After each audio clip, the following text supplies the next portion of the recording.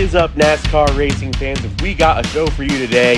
The heavy hitters are taking it to the Sonoma road course for qualifying today. The stocks put on such a great show, we can expect a lot of the same from the modifieds. We got two of our Eagles cars out there to make it a perfect bracket of 32. The two offensive players, Hurt So Good and Szechuan Broccoli, the 1 and the 26. And you know, this is because I'm a Philadelphia Eagles fan. And speaking of fans, we got the fan vote for the All-Star race. Both the stocks and the mods are open as soon as this video is finished uploading. There, of course, are going to be more details in the description and at the end of the video. So without any further ado, we're going to get this party started with our points leader Clyde going up against Szechuan Broccoli. The gates are down and Szechuan Broccoli gets a surprising jump out of the start gate, more than car length lead over Clyde. And William gained some ground heading into the funnel chute, but Szechuan Broccoli, that car showed zero speed in qualifying or the race, its only other start. But it beats our points leader out of the start gate. He cannot catch up. Szechuan Broccoli moves on to the next round, and Clyde's got to pray for some double DNFs if he still wants a shot at the pole. Up next, it is Misty G going up against Hurt So Good. And unlike Szechuan Broccoli, he doesn't have any answer for Misty G because she is running away with this. But Misty G starts to lose speed coming out of turn 4, and it looks like there might be a double DNF. That is exactly what Clyde was looking for, as we have Sloppy Bear going up against Burt Buzzard. And Burt has about a 2-car length lead heading into turn number 1, and he goes flying off the track. Thankfully still on his wheel so he can race his way back into pole contention if we have enough double DNFs, because he is pretty high in the points. Sloppy Bear, in the meantime, moves on to the next round, and we're just going to check and make sure he stayed on his wheels. He did. And up next, we have Gale Force, our former points leader, going up against Chef Squid, who's coming off an 11th place finish with his first start in the new car. And just a disrespectful hit by Gale, a reverse side draft heading into turn number 1. And Chef Squid lands on his wheels, but he'll need a miracle to get back into pole contention because he is on dead last in points among the full-time drivers. And up next, we have Lord Raymond and Lord Shank, the old-time rivals, going up against each other. If you watch Lord Shank's Racing Series, great channel, by the way, you'll know that they call each other the worst of the two lords, and it looks like the Jedi are coming out on top this time, and Lord Shank somehow slides and stops his car short of the finish line. Looked like he was going to finish the lap there. That's pretty bizarre, but we're moving on to the next section. Baby Richie pulls away from Harry Hoon in that new car, and Baby Richie got the top 5 in his first race in that car at Martinsville, and he's going to handily win that by almost a track segment over one of the fastest cars in the series. And speaking of underdog upsets, look at that jump that Christie got on Puff. I don't know what it is about the road races, but Christie has almost a full track segment lead over Puff, one of the top drivers in the series. This one is not even close. Yet another underdog takes it and moves on to the next round. That's a DNF for Puff. And now we have two of that same casting, Riot Isaac and the Owlman. Riot Isaac, of course, a lot faster, but they are side by side heading into the funnel chute. Look at this move, an epic fail on the Owlman's part. Tries to reverse side draft Riot Isaac into the wall and just gets hung up there himself. Still a double DNF. Riot Isaac loses just enough momentum. And just remember, every segment with a double DNF, a losing driver gets back into the tournament based on points. And right now, that's Clyde, because he's the only driver to lose the race and still finish the lap. And cautions out for a double DNF. Mike Honcho and Gaza take each other out. Both of them end up on their roof and out of the race. We're going to replay this. And it looks like Gaza tries to pit maneuver Mike Honcho, and both these cars are really top heavy. Mike Honcho does not give up an inch. They both go tumbling. A disastrous lap for the both of them. And now we have Bobby Allison going up against Po Boy. And this one looks to be too close to call heading into the funnel chute, as they are side by side. And Po Boy pushes Bobby Allison onto the guardrail. Bobby Allison loses control. Po Boy flies away with this lap. Bobby Allison in the corner. We're going to check and see his car. Looks like he landed on his wheels. Up next, we have the Ray Evernham Charger Stalkers of Casey Kane and William. Casey Kane gets a track segment lead before they even head into the funnel chute. Both of these Charger Stalkers you don't want to be stuck in front of at the start gate. As Aaron Yonda would say, natural undercutting abilities. But it looks like Casey Kane will be heading to the front row if he keeps on clocking laps like that. And now up in the next segment, we have Gray for Sloppy Bear Racing going up against Giorgio for G-Force Racing. Giorgio, of course, the owner of Pacific Coast International Raceway. and that's an El Reco for him. Let's see if Gray can finish the lap, and he does not. He loses his momentum in turn number 4. That's another double DNF. And up next, it's Bill Z. Bub going up against Sparky Racer. Sparky Racer just got his very first top 10, an 8th place finish, not a 9th place finish at Martinsville. And it looks like Bill tries to shove Sparky off of the high bank, but that's nearly impossible because Sparky Racer's car weighs almost 90 grams. They lose all their momentum, another double DNF. And now it's time for our next pair of drivers to go down the track. We're looking at Lucky Jackson for Po' Boy Racing and Sparky Racer's teammate Elton Sawyer. Lucky Jackson has a 4 or 5 car length lead heading into the funnel chute, and Elton Sawyer catches up some ground heading into turn 1, but those 24 inches on Lucky Jackson's car just give him way too much speed heading into turns 3 and 4. He wins it by almost a full track segment. And up next we have Charlie Verney and J-Bo. Both of them showed quite a bit of speed, but also lots of bad luck. Still both looking for their first career top 10 finishes. J-Bo spins around in the turn showing off to Charlie Verney, but Charlie Verney sticks the front end of his car in there to try and move him over for a pass. They lose their momentum, another double DNF. And now we have our Daytona 500 winner, who has had nothing but bad luck since then, going up against Gavin McSpladge. And Heather gets a little squirrely going out of the funnel chute, but doesn't lose that much speed. Still looking good heading into turns 3 and 4. Heather will take that by 2 track segments, and Gavin McSpladge will DNF. Now that was the end of round 1, and only 14 cars finished a lap at all. And these are the next 6 cars in points to not finish a lap. So the top 2 drivers in this single lap last chance qualifier will be moving back into the pole bracket. The gates are down, and look at that lead the Burt Buzzard takes from the rest of the field right off the bat. Smooth through the funnel chute, cautions out for a humongous pileup heading into turn number 1. Burt Buzzard wins it. Gray makes it through that unscathed. You can see the rest of the cars piled up in between the funnel chute and turns 1 and 2. And here's the slow motion replay. Everybody but Burt Buzzard enters that bottleneck at once. Everybody wants to be in that final spot to lock themselves into not just the race, but the top 16 starting spots. This is the kind of violence that sometimes is a result of that. The Puffs Racing teammates in particular won't be happy about that. That was 3 out of their 4 cars that were involved in that crash. And now they'll have to race their way in to start behind the field fillers. An unfortunate incident for all 4 of those guys, because Gazza was involved there too. And now it's time for round number 2. Gray just raced his way back in. Will be going up against Gale Force. If you look at Gray here making the most of his second chance, looking smooth heading into the funnel chute, but unexpectedly spins around, doesn't lose the lead at all, corrects himself, and throws a block on Gale Force as they lose their momentum in the middle of turn 3. And Gale Force does not have enough momentum to pass him there. He beats her out by a bumper length. I'll buy it, a cheap way to do it.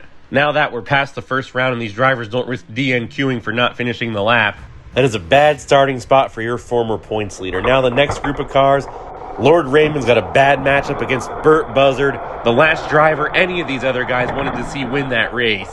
He has a car length and a half lead heading into the funnel chute, expands it coming out of turns 1 and 2, and he is making up for some lost time on his first lap, leads that by 3 car lengths. He'll be moving on to the Elite 8. And now it's time for the next segment, Po' Boy going up against Elton Sawyer. And Po' Boy has a 3-4 car length lead coming into the funnel chute. Elton Sawyer does make up some time in turns 1 and 2, but loses all that momentum in turns 3 and 4 again. And Po' Boy will be moving on. And up next we have Lucky Jackson going up against Harry Hoon. Both of these guys are sub-4 RA veterans, and Lucky Jackson on the outside looking in if the All-Star points were set today. Just does a masterful job squeezing out of an attempted reverse side draft by Harry Hoon. Wins this one by more than a track segment. And up next we have the Uncle Elvis teammates of William and Heather.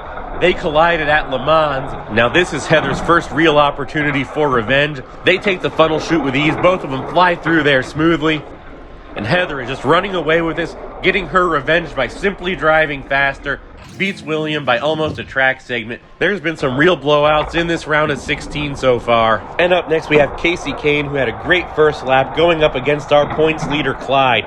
And Clyde from the outside enters turn 1 with a 3-car length lead. Casey Kane catches up to his back bumper, tries to slide in, make a move, and a masterful block by Clyde. He's the points leader for a reason. They are nose to bumper. Clyde moves on to the next round. And up next we have Baby Richie in his brand new car going up against Szechuan Broccoli, showing off that shiny silver trophy to his San Francisco 49ers, who are the closest football team to this racetrack. And Baby Richie leaves Szechuan Broccoli beached on the guardrail just like his teammate did to the Owlman earlier. With a lot more success, he actually finishes the lap. He moves on to the next round. He's really been lights out in this new car. And now it's time for Christie going up against Sloppy Bear. It looks like Christie got about half a car length lead heading into the funnel chute. And cautions out. Christie is on her roof. No contact from the other car. He just bins it, and the Sloppy Bear moves on to the round of 8, which is starting right now with Gray, whose car is red, going up against Po' Boy. Both of these G bodies are neck and neck heading into the funnel chute. Po' Boy reverse side drafts Gray, and Gray loses all of his momentum, and it's a blowout for Po' Boy by 2 whole track segments. And now it's time for the next lap. It's going to be Lucky Jackson versus Sloppy Bear to be one of the last 4 drivers standing. And it's a close one heading into the funnel chute. Only a car length lead. Lucky Jackson bounces around a bit, opens up a hole for Sloppy Bear, but he can't capitalize. Lucky Jackson does not lose any speed, stays stable, wins it by several car lengths. Lucky Jackson moving on to the final 4. And up next we have Heather going up against Baby Richie. Both of them need a great starting spot. Neither of them are very high in the points right now. Baby Richie with about a car length lead gets loose heading into turn number 2. Slams it into reverse, seems to be taunting Heather before throwing the block. And Baby Richie with some dirty tactics moves on to the final 4. And up next we have 2 of the biggest stars in the series. Clyde versus Burt Buzzard, 2 of the main championship contenders. Identical castings with wildly different builds. And it looks like Burt Buzzard's got the upper hand here by about 3 car lengths. Doesn't look like Clyde has anything for him. Burt Buzzard, an even, steady victory to punch his ticket to the final 4. And he's going to stay on the track to go up against Po' Boy. The gates are down, and he's got a full car length lead before they even reach the bottom of the ramp. Makes it 2 car lanes heading into the funnel chute. Po' Boy makes up some time in turns 1 and 2. Tries to knock Burt Buzzard loose, but these crafty veterans know each other's tricks. Burt Buzzard, one of your 2 drivers going for the pole. Let's see who he's going up against. Is it going to be Baby Richie or is it going to be Lucky Jackson? And so far they are neck and neck heading into the funnel chute. Baby Richie has a slight advantage. They both switch lanes trying to make a move, trying to make a block. Baby Richie carries more momentum out of turn number 2. He'll win this by a half a track segment. And now it's time to race for the pole. On the outside we got Burt Buzzard, the championship contender, Le Mans winner. On the inside, Baby Richie, outperformed by his teammates and the rest of the field for that matter all year, but lighting it up ever since he got that new car. It looks like Burt Buzzard's going to carry a 2 car length lead into the funnel chute. Baby Richie looking for some real estate, but Burt Buzzard's gaining ground on him while making that car 2 lanes wide, just like John Gerard, and he's going to slide his way across the finish line in style and collect that pole award. Now we got some spots to fill. We got 36 spots in these field fillers, the top 24 finishers in the stock race. The rules are simple. You finish the lap, you get in. Ricky Craven's not going to get in. We have 16 full-time drivers in the last chance races. They're going to line up just like in the stock qualifying. We'll see how many odd men out there's going to be once these cars finish their laps. Neither of them did. These stocks only get 1 chance to qualify. Johnson Jr. is going to be in.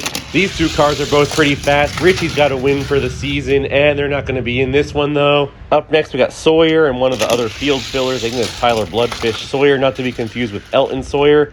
And that was pretty impressive driving by Tyler there. Plowed through a car that crashed in front of him. Coffee Tart, no surprise, makes it in. And so far, we're at about half and half. Doesn't look like either of these 2. Emerson got in. Clint Boyer actually looked pretty good there. Not enough to make it in against the heavies, though. And Ross Chastain, oh, so close. He misses out by an inch or 2. Up next, we got Rusty Wallace and Elmo Langley, who actually has points in the modified series. Some of the few flea market cars to do that. Gator McCluskey ruins it for Baby Richie there, but he's already in the race anyway. So now we have the first of our last chance races. That's Misty G, Bill Z Bub, Sparky Racer. They're not too happy with each other. And finally, Mike Honcho. And look at this hit that Mike Honcho lays out on Bill Z Bub. He's got like a 30-gram advantage over him. And he finishes the lap 2. Misty G, I'm pretty sure, will be in. And Sparky Racer winds up just about where the cutoff was for the stocks race. Up next, we have Puff, Charlie Verney, Giorgio, and Lord Shank. Look at Charlie Verney, gets a great start there. Perfect opportunity to avoid all the drama behind him, and Lord Shank now bins it coming into turn 2. Tries the pit maneuver puff, but just gets tossed around like a rag doll. Meanwhile, Giorgio and Charlie Verney finish the lap there. They're going to get somewhat decent starting spots. And up next is Riot Isaac, Gavin McSpladge, Bobby Allison, and Hurts So Good. Look at Gavin and Bobby Allison neck and neck heading into turns 1 and 2. Gavin comes out with the advantage. Bobby Allison gets a push from Riot Isaac. Both of them look like they're going to finish the lap. Riot Isaac gets a great landing spot. Remember, the last 4 drivers are out. The only one that's completely out right now is Lord Shank, and that's because he's on his roof. And finally, we got Gaza, J-Bo, the Owlman, and Chef Squid for our final segment here. The gates are down. Gaza and J-Bo have a 2-3 car lane segment over the other 2 drivers heading into the funnel chute. Cautions out El Reco. Gaza is on his roof. He is out of this. Gaza won't be racing. J-Bo, meanwhile, flies through all that chaos. There's a pileup right in between turns 2 and turn 3. This is where the cutoff is going to be. The last 4 drivers, Lord Shank and Gaza, are on their roofs. They've DNQ'd. Bill Z, Bub, and Chef Squid are your drivers that are out. Meanwhile, here are the draws for the earlier round eliminations. And here is your final starting lineup. Owlman was the cutoff driver. Bill Z, Bub, and Gaza, 2 shockers, won't be racing for the first time this season. And they were both on the All-Star bubble for the top 10. But one of them may still get in either by winning the All-Star Open or the fan vote, which is open as of right now. Pick your 2 favorite drivers, rank them number 1 and number 2. In case one of them wins the All-Star Open, pick 2 stock drivers, pick 2 mods drivers, and the drivers with the most votes other than the All-Star Open winners will be the final spot in the All-Star races. Voting is open until the Thursday after the mod all, and only votes in the comment section of these videos. This video, the stock road course race, and either one of the All-Star Opens will be counted. Instagram messages, comments on Reddit or Redline Derby or Facebook will not count. Get your friends and family to vote. Make sure they like and subscribe while they're here. And if you want to see cars you build race the second half of the season, send them to HSL Diecast, P.O. Box 7, Wind Gap, Pennsylvania 18091. I'll see you guys out there on the track.